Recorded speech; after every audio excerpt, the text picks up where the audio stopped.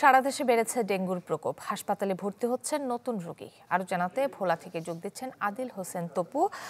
তপু, হাসপাতালগুলোতে চিকিৎসা সেবা কেমন পাচ্ছে রোগীরা?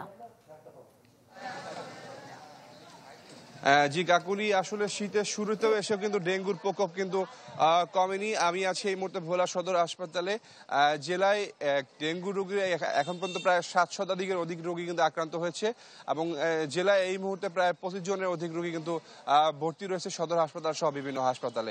এবং যারা আক্রান্ত হচ্ছে তাদের অধিকাংশই কিন্তু অন্য জায়গা থেকে আক্রান্ত হয়ে ভোলা আসে। আবার ভোলায় যারা আক্রান্ত হচ্ছেন তারা কিন্তু উন্নত চিকিৎসার জন্য কিন্তু ঢাকা সহ বিভিন্ন জায়গায় নিয়ে যাচ্ছে। তবে এই পরিস্থিতিতে কিন্তু যেই রকম আসলে ডেঙ্গু নিয়ে যে ধরনের প্রচার প্রচারণা থাকা দরকার, সচেতন থাকা দরকার, সেই ধরনের সচেতনতা আমরা দেখতে পাচ্ছি না। এবং যেই ডেঙ্গু এডিস মশা নিধন করার জন্য যে ধরনের পৌরসভা এবং ইউনিয়ন পরিষদের যে কার্যক্রম দরকার, সেই কার্যক্রমটি আমরা একদমই দেখতে পাচ্ছি না। একরকম বলা যায় যে নাম কষ্ট আসলে এই এডিস মশা নিধনের কার্যক্রমগুলো হচ্ছে। অন্যদিকে হাসপাতালে যে রক্তের যে প্লাটিনার পরীক্ষা করার জন্য সেই ধরনের কোনো প্রস্তুতি নেই। সেক্ষেত্রে অনেকেই জ্বর নিয়ে ভর্তি হয়, কিন্তু তারা পরীক্ষা করতে না পেরে কিন্তু একদম শেষ স্টেজে হিসেবে ভর্তি হওয়ার কারণে তারাও সেসব রোগীরা কিন্তু মানে শঙ্কার মধ্যে থাকে। তো সেই জন্য ডাক্তারদের পরামর্শ হচ্ছে জ্বর হওয়ার সঙ্গে সঙ্গে যেন তারা হাসপাতালে এসে ভর্তি হয় এবং পরীক্ষা করিয়ে দেখে যেন তারা ডেঙ্গু রোগে আক্রান্ত হয়েছে কিনা। এবং সবারই একটাই দাবি যে এই মশা মারতে যে কামান